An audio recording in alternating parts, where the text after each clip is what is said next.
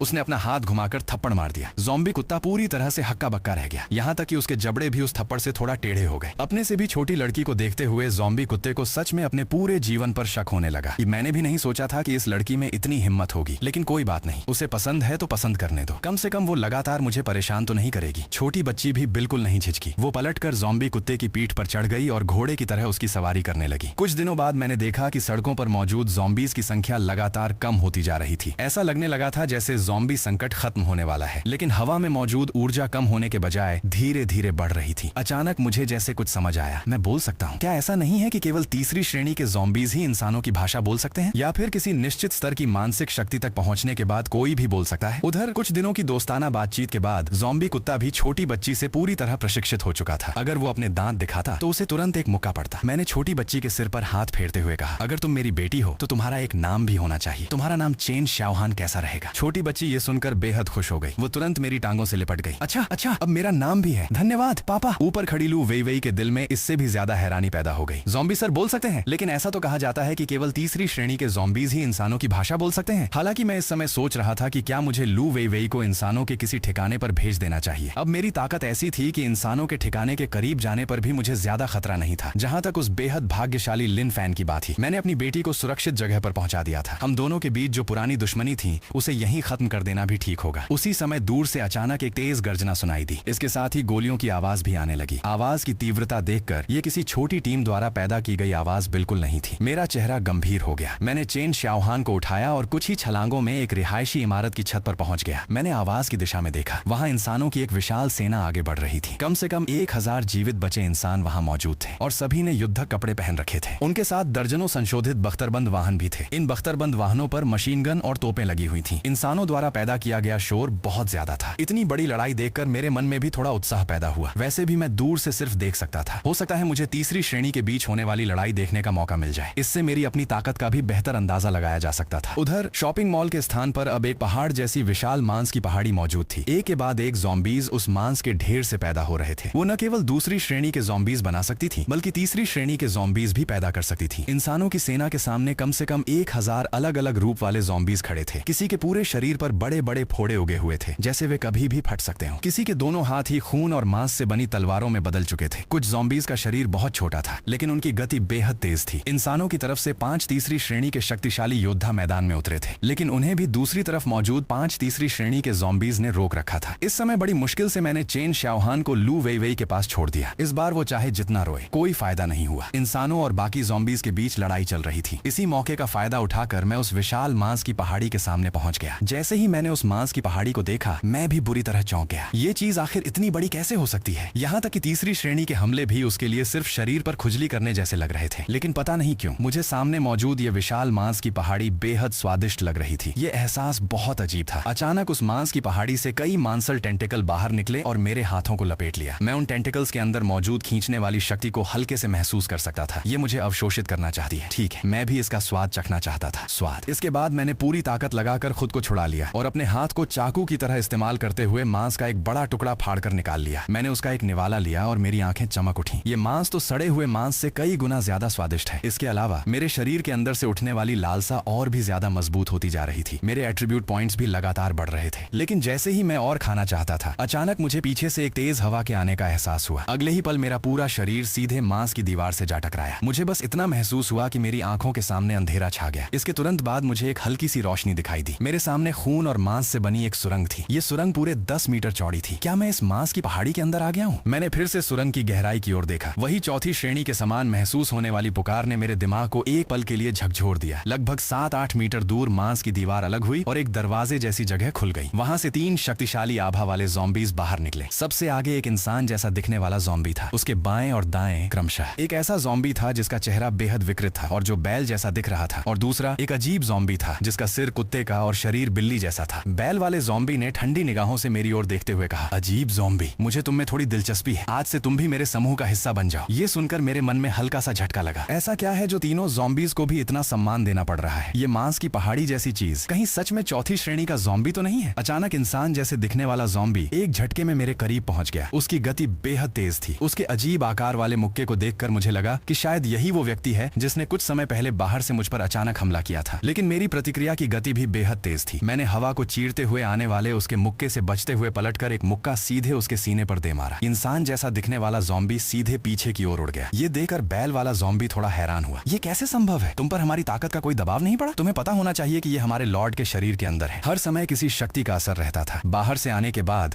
वास्तव में शुरुआत में मुझे सच में एक तरह की शक्ति अपने अंदर घुसने की कोशिश करती हुई महसूस हुई थी। वो शक्ति इतनी मजबूत लग रही थी कि जैसे मेरे शरीर को भी अंदर से तोड़ना चाहती हो। इसलिए मैंने उन चीजों पर ज्यादा ध्यान नहीं दिया। ये देखकर कुत्ते के सिर और बिल्ली के शरीर वाला ज़ॉम्बी शायद कुछ समझ गया। अचानक मैं काले काले तरीके से मुस्कुराया और तीनों ज़ॉम्बीज की ओर देखा। अगर तुम्हारी ताकत दब गई है तो तुम लोग शायद अच्छे खासे सैंडबैग हो। इंसान जैसे दिखने वाला ज़ॉम्बी उठ खड़ा हुआ और उसने अपनी छाती पर पड़े गड्ढे को देखा। इस समय मांस की पहाड़ी के बाहर किसी को भी चौथी चौथी श्रेणी के ज़ॉम्बी के शरीर के अंदर चल रही लड़ाई के बारे में कुछ पता नहीं था। बाहर 5 इंसानी कमांडर और 5 तीसरी श्रेणी के ज़ॉम्बीज काफी देर तक लड़ते रहे। आखिरकार उन्होंने 3 तीसरी श्रेणी के ज़ॉम्बीज को आग से जलाकर राख कर दिया। बाकी बचे 2 ज़ॉम्बीज ने एक दूसरे की ओर देखा। स्पष्ट रूप से उन्हें उम्मीद नहीं थी कि इंसानों के तीसरी श्रेणी के शक्तिशाली योद्धा अपनी क्षमताओं को इस स्तर तक विकसित कर चुके होंगे। वे मुड़े और मांस की पहाड़ी की ओर भागने लगे। 5 कमांडरों ने एक दूसरे की ओर देखा और थोड़ी चर्चा की। अंत में उन्होंने अंदर जाने और चौथी श्रेणी के ज़ॉम्बी को मारने का तरीका खोजने का फैसला किया। उधर मांस की पहाड़ी के अंदर मैंने तीनों ज़ॉम्बीज की लाशों को देखा। किसी का सिर पूरी तरह कुचल चुका था तो किसी का शरीर कमर से 2 हिस्सों में बैठ चुका था। फिर मैंने अपने धांसे हुए सीने की ओर देखा। मैंने मांस की दीवार से एक टुकड़ा फाड़ा और उसे सीधे अपने मुंह में डाल लिया। तीनों तीसरी श्रेणी के ज़ॉम्बीज में से हर एक मुझसे थोड़ा कमजोर था, लेकिन तीनों एक साथ होने पर उन्होंने मुझे कुछ परेशानी जरूर दी थी। लेकिन अच्छी बात यह थी कि मैं लड़ाई के दौरान लगातार मजबूत हो सकता था, वरना इस लड़ाई का नतीजा क्या होता ये कहना मुश्किल था। मैं आगे कई 100 मीटर तक चलता रहा। अचानक 3 परिचित आकृतियां फिर से मेरे सामने दिखाई दी। पुनर्जीवन कवच। मैंने हैरानी से उन तीनों ज़ॉम्बीज की ओर देखा। कुत्ते के सिर और बिल्ली के शरीर वाले ज़ॉम्बी ने ठंडी हंसी हंसते हुए कहा, मैं मानता हूँ कि तुम बहुत मजबूत और बहुत विशेष हो, लेकिन बस इतना ही, हम अमर हैं और हर बार जब हम मरते हैं हमारे मालिक हमें और भी ज्यादा शक्तिशाली ताकत प्रदान करते हैं। मैं तुम्हें एक और मौका देता हूँ, मेरे मालिक के सामने समर्पण कर दो और अपना शरीर उन्हें अर्पित कर दो। मेरे मालिक बहुत उदार हैं, वो तुम्हें भी अमरता की शक्ति प्रदान करेंगे। लेकिन इंसान जैसे दिखने वाला ज़ॉम्बी अपनी बात पूरी भी नहीं कर पाया था कि उसे अचानक अपनी आंखों के सामने सब कुछ धुंधला दिखाई दिया। अगले ही पल वो सीधे पीछे उड़ गया। बकवास बहुत करते हो, पता नहीं इन ज़ॉम्बीज को ये बीमारी कहाँ से लगी है। क्या सबको दिखावा करने का सिंड्रोम हो गया है? अंत में हम चारों ज़ॉम्बीज फिर से आपस में भिड़ गए। मैं साफ महसूस कर सकता था कि उन तीनों की ताकत पहले की तुलना में बढ़ चुकी थी। शुरुआत में तीनों ज़ॉम्बीज पूरे आत्मविश्वास के साथ लड़ रहे थे, लेकिन बहुत जल्दी उन्हें हैरानी से पता चला कि सामने वाला दूसरी श्रेणी का ज़ॉम्बी पहली लड़ाई की तुलना में भी काफी ज्यादा मजबूत हो चुका था। जमीन पर पड़ा लगभग मरने की हालत में पहुंचा बैल वाला ज़ॉम्बी बेहद अनिच्छा और गुस्से से भरा हुआ था, लेकिन मैंने उसकी कोई परवाह नहीं की। मैंने सीधे एक पैर से उसके सिर को कुचल दिया। लेकिन इस बार मैं तुरंत वहां से नहीं गया, बल्कि मैंने तीनों ज़ॉम्बीज की लाशों को ध्यान से देखना शुरू किया। अचानक मांस की दीवार से अनगिनत टेंटेकल बाहर निकले और तीनों लाशों को पूरी तरह लपेट लिया। कुछ ही पल में उनकी लाशें गायब हो गईं। 3 मिनट बाद 3 आकृतियां फिर से भयंकर और उग्र आभा के साथ मेरी ओर दौड़ती हुई आईं। उनकी ताकत फिर से पहले से ज्यादा बढ़ चुकी थी, लेकिन मुख्य बात यह थी, यह जगह अनंत आत्म पोषण और अनंत राक्षसों को हराकर ट्रेनिंग करने की जगह जैसी थी। मैं इसे कैसे छोड़ सकता था? लेकिन जब तीनों ने मुझे देखा तो वे और भी ज्यादा हैरान हो गए। फिर से मजबूत हो गया। कुछ समय की लड़ाई के बाद इंसान जैसे दिखने वाला ज़ॉम्बी मरने से पहले उसकी आंखों में पूरी तरह से अविश्वास था। अब उसके चेहरे पर पहले जैसा आत्मविश्वास बिल्कुल नहीं था। मेरे मालिक ने हमें स्पष्ट रूप से और भी ज्यादा शक्तिशाली शक्ति दी थी। फिर तुम जैसे ज़ॉम्बी की ताकत हमसे भी ज्यादा तेजी से कैसे बढ़ रही है? मैंने उन्हें आराम से देखते हुए काले अंदाज में कहा। ऐसा है, शायद तुम लोग ही बहुत कमजोर हो। ये कहते हुए मैंने बैल वाले ज़ॉम्बी की एक टांग काटकर अलग कर दी। फिर मैंने उसे सीधे खाना शुरू कर दिया, लेकिन खाते खाते मैं अचानक रुक गया। रुको, इसका स्वाद मांस की पहाड़ी जैसा ही क्यों है? क्या ये सभी ज़ॉम्बीज भी इसी जगह के मांस से बनाए गए हैं? उधर दूसरी तरफ 3 पुरुष और एक महिला, यानी चारों इंसानी कमांडर एक साथ बैठकर आराम कर रहे थे। चारों ने सामने की ओर देखा। उनके दिल में अनिवार्य रूप से निराशा पैदा हो रही थी। मांस की पहाड़ी के अंदर आने के बाद उन्हें न केवल अपनी ताकत दबने का एहसास हुआ था, बल्कि उन पुनर्जीवित होने वाले ज़ॉम्बीज ने उन पर 2 बार हमला भी किया था। उन्होंने पहले मांस की दीवार पर हमला करके भागने की कोशिश की थी, लेकिन उन्हें पता चला कि किसी भी तरह वो दीवार टूट नहीं रही थी। कुछ ही मिनटों बाद वे दोनों ज़ॉम्बीज फिर से दिखाई दे जाते थे और हर बार पुनर्जीवित होने के बाद उनकी ताकत पहले से कुछ और बढ़ जाती थी। इस समय उनके शरीर के अंदर मौजूद अलौकिक ऊर्जा भी लगभग खत्म हो चुकी थी। अगर यही चलता रहा तो अगली लड़ाई में निश्चित रूप से कोई घायल होगा और उसके बाद शायद पूरी टीम ही खत्म हो जाए। स्पष्ट रूप से उनमें से किसी ने भी नहीं सोचा था कि यहाँ मौजूद ज़ॉम्बीज के पास पुनर्जीवित होने की क्षमता होगी। अचानक बूढ़े झांग ने पूछा, क्या तुम लोगों ने भी आवाज सुनी? सभी लोगों ने एक साथ पीछे की ओर देखा। वहाँ सच में कुछ था। पहले के अंधेरे में एक फटे पुराने कपड़े पहना हुआ ज़ॉम्बी दिखाई दिया। वो दोनों हाथों से अपना सिर पकड़े हुए धीरे धीरे उनकी ओर आ रहा था। अभी अभी आराम करने वाले चारों लोग तुरंत युद्ध की स्थिति में आ गए। दूसरी श्रेणी का ज़ॉम्बी? नहीं, इससे मुझे बेहद खतरनाक एहसास हो रहा है। वे सभी तीसरी श्रेणी के थे और उनकी अलौकिक शक्ति की तीव्रता को महसूस करने की क्षमता बहुत सटीक थी। हालांकि वे सभी सामने वाले को दूसरी श्रेणी का ही महसूस कर सकते थे, लेकिन वो खतरनाक एहसास बिल्कुल गलत नहीं हो सकता था। मैंने पहले चारों लोगों को ध्यान से देखा, फिर अपने कदम रोक दिए, क्योंकि इंसानों के साथ पिछले कुछ मुकाबलों ने मुझे अच्छी तरह समझा दिया था कि वे कितने निर्णायक होते हैं। एक बार हमला करने का फैसला कर लिया तो वे बिल्कुल बकवास नहीं करते। मैंने हाथ उठाकर कहा, अरे अरे, मैं सलाह दूंगा कि तुम लोग हमला मत करना। मैं बस यहाँ से गुजर रहा हूँ, मैं तुम्हें नुकसान नहीं पहुंचाऊंगा, लेकिन अगर तुम लोगों ने हमला किया तो मैं भी पीछे नहीं हटूंगा। सॉन्ग हाउजे ने ठंडी आवाज में कहा, सिर्फ दूसरी श्रेणी का ज़ॉम्बी है, तुम्हें इतना आत्मविश्वास किसने दिया? जल्दी से इसे खत्म करो, वरना थोड़ी देर बाद बाकी 2 तीसरी श्रेणी के ज़ॉम्बीज भी फिर से जीवित हो जाएंगे। उसी समय दूर से एक गुस्से भरी दहाड़ सुनाई दी। तीनों ज़ॉम्बीज बेहद तेज गति से दौड़ते हुए आए। उन्होंने चारों इंसानी कमांडरों को पूरी तरह नजरअंदाज कर दिया और उनके ऊपर से निकलकर सीधे मेरी ओर हमला कर दिया। चारों कमांडर पूरी तरह से हैरान रह गए। क्या क्या हो रहा है? ज़ॉम्बीज आपस में ही लड़ रहे हैं और वो दूसरी श्रेणी का ज़ॉम्बी, क्या वो अभी बढ़त बनाए हुए है? कुछ ही देर बाद जिन ज़ॉम्बीज ने उन चारों पर पहले हमला किया था वे फिर से जीवित होकर वापस आ गए। वे हैरानी से बोले, तुम तीनों क्या कर रहे हो? पहले इंसानों को मारो। जमीन पर गिरा हुआ इंसान जैसा दिखने वाला ज़ॉम्बी गुस्से में बोला, पहले इस दूसरी श्रेणी के ज़ॉम्बी को मारो। ये बार बार हमारे मालिक का अपमान कर रहा है, हम इसके प्रतिद्वंद्वी नहीं है। नए आए दोनों तीसरी श्रेणी के ज़ॉम्बीज ने कुछ देर झिझकने के बाद युद्ध के मैदान में प्रवेश करते ही मैं उन्हें एक एक करके मौत के घाट उतारने लगा। लेकिन ये देखकर मुझे गुस्सा नहीं आया बल्कि मैं हंस पड़ा। दो और आ गए, ठीक है, बिल्कुल सही समय पर। अभी मुझे ट्रेनिंग पार्टनर की ताकत थोड़ी कम लग रही थी, अब बिल्कुल ठीक है। मैं एट्रीब्यूट पॉइंट्स बढ़ाते हुए एक साइड किक मारी और उसे घुमाकर सामने वाले के सिर पर दे मारा। दो तलवारों वाला ज़ॉम्बी बिल्कुल प्रतिक्रिया नहीं कर पाया, उसका चेहरा सीधे एक तरफ मुड़ गया। दूसरा पंजे वाला ज़ॉम्बी मौका देखकर पीछे से हमला करने आया। मैंने एक हाथ से उसका पंजा पकड़ लिया, कड़क। मैंने उसका पंजा सीधे मोड़कर तोड़ दिया। आखिर ये राक्षस आया कहां से है? हुज़ीन का मुंह इतना खुल गया कि उसमें अंडा तक डाला जा सकता था, क्योंकि उस पंजे की ताकत इतनी ज्यादा थी कि उसकी अपनी भयंकर शक्ति भी उसे तोड़ नहीं सकती थी। लेकिन एक दूसरी श्रेणी के ज़ॉम्बी ने उसे सीधे अपने हाथों से तोड़ दिया। आखिरकार पहला मरने वाला सामने आया। वो कुत्ते के सिर और बिल्ली के शरीर वाला ज़ॉम्बी था। उसका सिर सीधे एक लात से फट गया। झांग होंग की आंख का कोना हल्का सा फड़क उठा। हालांकि वो अभी तक ये समझ नहीं पाया था कि ज़ॉम्बीज आपस में एक दूसरे को क्यों मार रहे हैं, लेकिन कम से कम चारों इंसानों के लिए ये कोई बुरी बात नहीं थी। कम से कम उन्हें कुछ और समय आराम करने और अपनी ताकत वापस पाने का मौका मिल सकता था। लेकिन उनकी खुशी ज्यादा देर नहीं टिक पाई। चटाक एक और आवाज हुई। एक बिना सिर वाला बैल नीचे गिर पड़ा। इसके तुरंत बाद बाकी ज़ॉम्बीज भी एक एक करके गिरने लगे। फिर मैंने आराम से मांस की दीवार से एक बड़ा टुकड़ा फाड़ा और बिना किसी झिझक के उसे अपने मुंह में ठूंस लिया। मेरे पूरे शरीर पर मौजूद घाव भी आंखों के सामने तेजी से भरने लगे। लगातार कई टुकड़े मांस खाने के बाद ही मैंने चारों इंसानों की ओर देखा। तुम लोग अभी भी मुझसे लड़ना चाहते हो? झांग होंग ने बेबसी से सिर हिला दिया। शायद उसने वास्तविकता को स्वीकार कर लिया था। इतना शक्तिशाली ज़ॉम्बी था कि सिर्फ उनकी वर्तमान घायल हालत की बात ही नहीं थी। अगर वे चारों पूरी तरह स्वस्थ अवस्था में भी बाहर उससे मिलते तब भी जीत हार का कोई भरोसा नहीं था। इसके बाद हम कुछ लोग और भी अंदर की ओर बढ़ने लगे, लेकिन मुझे खुद शक होने लगा था कि कहीं मैं किसी ख्वेंक्यंग में तो नहीं आ गया। इसलिए मैंने मांस की दीवार से एक टुकड़ा फाड़ा और उसे खाना शुरू कर दिया। मैंने लगातार सैकड़ों जिन मांस खा लिया, लेकिन मुझे आश्चर्य हुआ कि मुझे कोई सुरक्षा या तृप्ति महसूस नहीं हुई, बल्कि मेरी भूख और भी बढ़ गई। अचानक एक पुरुष की आवाज मेरे कानों में गूंजी, आओ हम एक हो जाएं। ऐसा लग रहा था जैसे कोई मेरे कान के बिल्कुल पास चिपक कर बोल रहा हो। उस आवाज में एक बेहद शक्तिशाली मानसिक दबाव था। एक पल के लिए मैं और भी उलझ गया, इसलिए मैंने अपनी गति बढ़ा दी। चलते हुए लगातार मांस खाता रहा और एक पल के लिए भी नहीं रुका। बहुत जल्दी मुझे महसूस हुआ कि आसपास की रोशनी लगातार कमजोर होती जा रही है। ऐसा लग रहा था जैसे मैं किसी गहरी खाई की ओर भाग रहा हूँ। मेरे कानों के पास सुनाई देने वाली वो पुरुष आवाज भी लगातार मजबूत होती जा रही थी। वो बार बार मेरे ऊपर मानसिक दबाव डालने की कोशिश कर रही थी। जब भी ऐसा होता मैं खुद को होश में रखने के लिए अपने चेहरे पर एक जोरदार थप्पड़ मारता,